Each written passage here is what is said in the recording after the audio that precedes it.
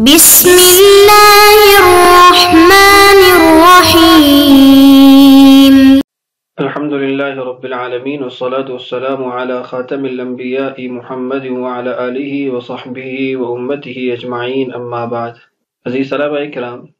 آج کی ہماری ویڈیو سورۃ السجدہ آیت نمبر 23 سے شروع ہوگی۔ اس سے قبل ویڈیوز میں ہم سورۃ السجدہ کے 2 رکوع پڑھ چکے ہیں۔ اللہ تعالیٰ ارشاد فرماتے ہیں، اعوذ باللہ من الشیطان الرجیم، بسم اللہ الرحمن الرحیم، وَلَقَدْ اور یقیناً آتینا ہم عطا کر چکے ہیں موسیٰ علیہ السلام کو الکتاب کتاب، فلا تکن تو آپ نہ ہو فی مریۃ کسی بھی شک میں من لقائہ ان کے ملنے میں، وجعلناہ اور ہم نے اس کو بنایا ہدن ہدایت لبنی اسرائیل بنی اسرائیل کے لیے، وجعلنا اور ہم نے بنایا منہم ان میں سے کچھ لوگوں کو ائمتاً ایسا پیشوا یہدونا جو رہنمائی کرتے ہیں بامرنا ہمارے حکم سے، لما صبروا جب انہوں نے صبر کیا، وکانوا اور وہ تھے بآیاتنا ہماری آیتوں پر یوقنون یقین رکھتے۔ ان ربک بے شک آپ کا رب ہوا یفصل وہ فیصلہ کرے گا بینہم ان کے درمیان یوم القیامتی قیامت کے روز فیما کانوا جس میں وہ تھے فیہ یختلفون اس میں اختلاف کرتے، یعنی جس میں وہ اختلاف کیا کرتے تھے اس بارے میں قیامت کے دن ان کا رب آپ کا رب فیصلہ کرے گا۔ اولم یہدی لہم کیا نہیں رہنمائی ملی ان کو اس بات سے، کم اہلکنا کتنے ہم نے ہلاک کیے، من قبلہم ان سے پہلے، من القرون قوموں میں سے، یمشونا یہ چلتے پھرتے ہیں، فی مساکنہم ان کی بستیوں میں، ان فی ذالک بے شک اس میں لآیات بڑی بڑی نشانیاں ہیں، افلا یسمعون کیا وہ سنتے نہیں ہیں۔ یہ ہے آج کے ہمارے سبق کی آیات، ان سے متعلق جو جلالین کی عبارت ہے اس کو انشاءاللہ ہم پڑھتے ہیں۔ فرماتے ہیں وَلَقَدْ آتَيْنَا اور یقیناً ہم نے عطا کیا موسیٰ علیہ السلام کو الکتاب کتاب، موسیٰ علیہ السلام کو جو کتاب دی گئی اس کے آگے وضاحت ہے التورات کہ ہم نے موسیٰ علیہ السلام کو تورات دی۔ فلا تکن آپ نہ ہو فی مریۃ، مریہ کا ترجمہ لکھا گیا شکن کسی بھی قسم کے شک میں، من لقائہ ان کی ملاقات سے، وقد التقیا اور یقیناً وہ دونوں ملے، یعنی موسیٰ علیہ السلام اور حضرت محمد صلی اللہ علیہ وسلم لیلۃ الاسراء معراج کی رات، وجعلناہ اور ہم نے بنایا اس کو، ای موسیٰ او الکتاب، یعنی جو وجعلناہ کے اندر ضمیر ہے مفعول بھی واقع ہوئی ہے، اس کے 2 مرجع ہو سکتے ہیں، وجعلنا موسیٰ ہدن وجعلنا الکتاب ہدن، موسیٰ علیہ السلام کو ہم نے ہادی بنایا اور یا پھر ہم نے کتاب کو ہادی بنایا، ہدن ہادین۔ یہ اس بات کی وضاحت ہے کہ ہدن مصدر ہے لیکن فاعل کے معنی میں ہے ہدایت دینے والا، رہنمائی کرنے والا، کن کے لیے؟ لی بنی اسرائیل بنی اسرائیل کے لیے۔ اس آیت کے اندر کچھ باتوں کی وضاحت کر دیتا ہوں۔ پہلی بات یہ ہے کہ اللہ تعالیٰ نے سورۃ السجدہ کے اندر اس سے قبل جو مضامین ذکر کیے ہیں وہ آخرت سے متعلق ہیں، اللہ کی وحدانیت سے متعلق ہیں، ماننے والے نہ ماننے والوں کے انجام سے متعلق ہیں، اور قرآن کی عظمت کے متعلق۔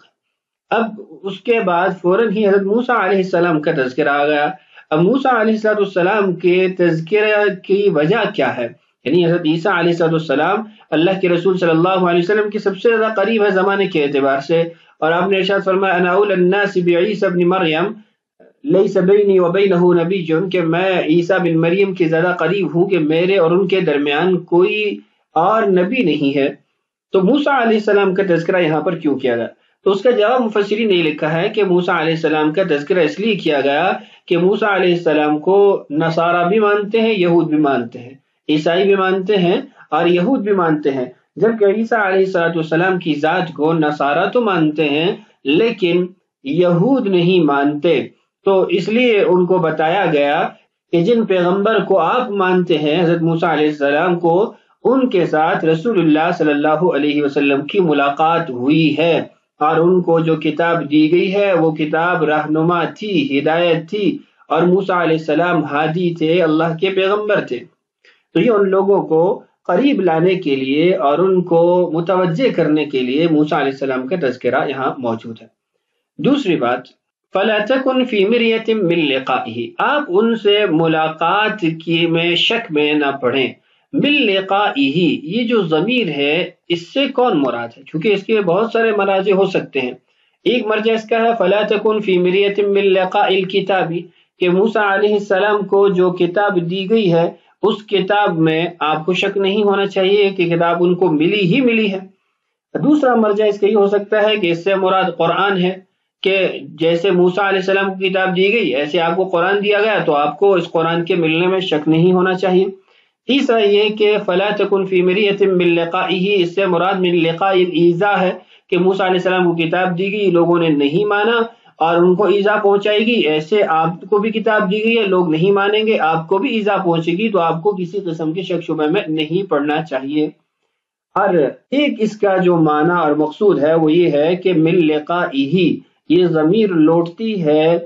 موسیٰ علیہ السلام کی طرف،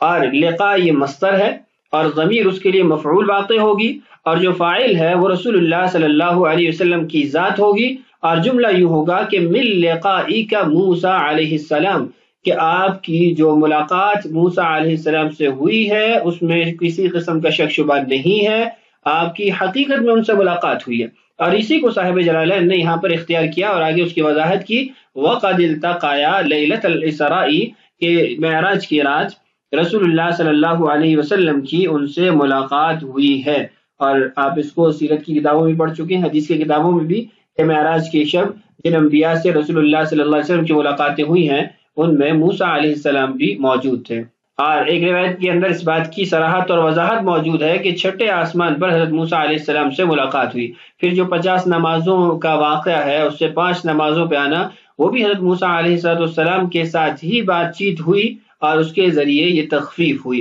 تو یہ یہاں پر قرآن پاک کے اندر من لقائک موسیٰ، اس کی طرف اشارہ ہے علیہ السلام، اور صاحب جلالین نے بھی اسی کو اختیار کیا ہے، یعنی وہ ہا ضمیر کو مفعول بھی قرار دے رہے ہیں، لقاء جو ہے یہ شبہ الفعل ہے، مصدر کا معنی ادا ہو رہا ہے، اور اس کے اندر جو فاعل ہے وہ رسول اللہ صلی اللہ علیہ وسلم کی ذات بنے گی، من لقائک موسیٰ علیہ السلام۔ اگلی آیت ہے وَجَعَلْنَا، اور ہم نے بنایا منہم ان میں سے کچھ لوگوں کو ائمۃً مقتدا، پیشوا۔ فرماتے ہیں بتحقیق الحمزتین، اس کو دونوں حمزہ کو ثابت رکھتے ہوئے بھی پڑھا جا سکتا ہے ائمۃً، وابدال الثانیۃ یاء، اور دوسرے حمزہ کو یا کے اندر تبدیل کر کے بھی پڑھا جا سکتا ہے ائمۃً۔ یہ آپ علم الصرف کے اندر، علم الصیغہ کے اندر پڑھ چکے ہیں کہ قاعدہ ائمۃ، اس کے اندر 2 یا میں سے دوسری یا کو تبدیل کر دیا جاتا تھا، لیکن یہ بات آپ کو یاد رہے کہ یہ جو ابدال الثانیۃ یا ہے یہ عربی کے قواعد کے مطابق ہے، قرآن پاک کی قرات کے اندر ایسے آپ نہیں کر سکتے وجعلنا منہم ائمۃً، بلکہ اس کو ائمۃً ہی پڑھیں گے۔ تو یہ قاعدہ عربی زبان سے متعلق ہے، قرآن پاک کے اندر اس کا اجرا نہیں کیا جائے گا۔ آگے اس کا معنی لکھا ہوا ہے قادۃً، قادہ یقود سے قائد یہ مفرد ہے اور اس کی جمع ہے قادۃ، ائمۃ یہ امام کی جمع ہے، تو اس اعتبار سے ترجمہ بھی جمع کے ساتھ کیا گیا رہنما۔ یہدون، وہ رہنمائی کرتے ہیں، مفعول بھی محذوف ہے تو اس کو یہاں پر ذکر کیا گیا الناس، کہ وہ لوگوں کی رہنمائی کرتے ہیں، بامرنا ہمارے حکم سے، لما صبروا جب انہوں نے صبر کیا، کس چیز پر صبر کیا؟ علی دینہم، اپنے دین پر جمے رہے، ڈٹے رہے، خواہشات نفسانیہ سے اپنے آپ کو بچاتے رہے، یا لوگوں کی طرف سے جو رکاوٹیں تھیں اس کے باوجود وہ اپنے دین پر قائم رہے، ماحول ان کے مخالف تھا وہ پھر بھی اپنے دین پر قائم رہے، یعنی وہ صبر کرتے رہے، جمے رہے۔ اور دوسری قسم جو صبر کیا وہ ہے وعلی البلاء من عدوہم، دشمن کی طرف سے جو تکلیفیں آتی تھیں، مشکلات آتی تھیں، ان پر بھی وہ صبر کرتے رہے۔ یعنی یہاں پر جو صاحب جلالین نے تفسیر ذکر کی ہے اس میں صبر کی دونوں اقسام کو ذکر کیا، کہ صبر چاہے وہ اپنے عمل پر قائم رہ کر ہو یا پھر دشمن کے آگے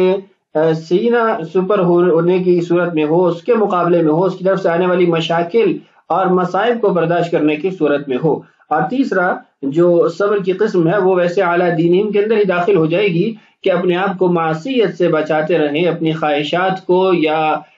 برائی کے جو جذبات ہیں ان کو دباتے رہیں، معاصی سے اپنے آپ کو دور رکھتے رہیں۔ تو قرآن پاک میں جہاں پر بھی صبر کی تعریف ہوئی ہے یا اس پر کوئی اجر بیان ہوا ہے یا اس کی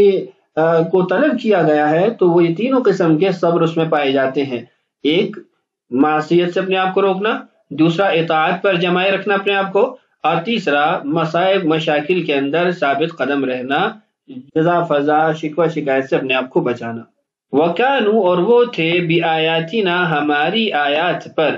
الدالة علی قدرتنا، ایسی آیات ہماری جو ہماری قدرت پر دلالت کرتی تھی، رہنمائی کرتی تھی، اس کو بیان کرتی تھی، وَوَحْدَانِيَّتِنَا، اور ہماری وہ نشانیاں جو ہماری وحدانیت کو بیان کرتی تھی، یوقنون، وہ یقین رکھتے تھے۔ وفی قراءۃ بکسر اللام وتخفیف المیم، یہ صاحب جلالین وضاحت کر رہے ہیں لما صبروا کی کہ کلمہ لما یہ تشدید کے ساتھ بھی پڑھا جاتا ہے اور لام کی کسرہ کے ساتھ اور میم کی تخفیف کے ساتھ لما صبروا بھی پڑھا جاتا ہے۔ لما صبروا جب آپ اس کو تشدید کے ساتھ اور لام کی فتحہ کے ساتھ پڑھیں گے تو اس کے لیے جو جواب شرط ہوگا اس کو محذوف نکالیں گے، اور وہ جواب شرط ما قبل میں موجود جملہ ہی ہے، ای وجعلنا منہم ائمۃ یہدون بامرنا لما صبروا جعلنا منہم ائمۃ، یعنی لما صبروا یہ شرط ہے اور جو اس کا جواب شرط ہے وہ ہے جعلنا منہم ائمۃ۔ تو یہ ما قبل میں جو جملہ ہے یہ دراصل ما بعد کی جزا بھی ہے جو کہ محذوف ہے اور اس پر یہ دلالت کر رہا ہے۔ دوسری بات کہ اگر اس کو لما صبروا پڑھیں گے تو یہ جملہ تعلیلیہ بن جائے گا اور اس کے لیے ہمیں جواب کی ضرورت نہیں پڑے گی۔ جعلنا منہم ائمۃ یہدون بسبب صبرہم علی دینہم وعلی البلاء من عدوہم، تو اس صورت میں یہ تعلیل لام بن جائے گا اور ما صبروا یہ آگے اس کی علت بن جائے گی، سبب بن جائے گا کہ اس سبب کے طور پر یا اس سبب کی وجہ سے، ذریعے کی وجہ سے ہم نے ان کو امام بنا دیا، مقتدی بنا دیا۔ یہ جو لما صبروا لام مفتوحہ اور میم کی تشدید کے ساتھ قرات ہے یہ جمہور قراء کی ہے، اور جو لما صبروا ہے لام کی کسرہ کے ساتھ اور میم کی تخفیف کے ساتھ یہ حمزہ اور کسائی رحمہم اللہ کی قرات ہے۔ اس آیت کے اندر اللہ تعالیٰ نے کسی قوم کے مقتدی اور امام بننے کی شرائط کو ذکر کیا ہے کہ اگر کوئی شخص کسی قوم کا امام اور مقتدی بننا چاہتا ہے تو اس کو دو اوصاف حاصل کرنے ہوں گے، دو صفات کو اپنے اندر پیدا کرنا ہوگا۔ پہلی صفت یہ ہے کہ وہ اپنے اندر صبر کو پیدا کرے، وہ صبر علی الطاعہ ہو، صبر عن المعصیہ ہو اور صبر علی البلاء والشدائد بھی ہو۔ اور دوسری بات یہ کہ اس کو آیات الہیہ پر یقین ہو۔ آیات الہیہ پر یقین کا مطلب یہ ہے کہ اللہ کی نشانیوں کو، اللہ کی آیات کو وہ سمجھے، اس کے مفہوم کو سمجھے، پھر اس پر یقین کرے اور یقین کے بعد اس کو اپنی زندگی میں لائے۔ تو یہ جہاں اس کو کمال علمی حاصل ہوگا وہی کمال عملی بھی حاصل ہوگا، اور نتیجہ یہ نکلے گا کہ اللہ تعالیٰ کی طرف سے اس کو مقتدی بنایا جائے گا، پیشوا بنایا جائے گا۔ تو آج کی اس ویڈیو میں ہم نے ان آیات سے متعلق تفسیر پڑھ لی ہے۔ انشاءاللہ اگلی ویڈیو میں سورۃ السجدہ کو مکمل کرتے ہیں۔ اللہ تعالی ہم سب کو قرآن سے سچی محبت، عشق اور شغف نصیب فرمائے۔ اللہ تعالی ہم سب کا حامی و ناصر ہو۔ السلام علیکم ورحمۃ اللہ وبرکاتہ۔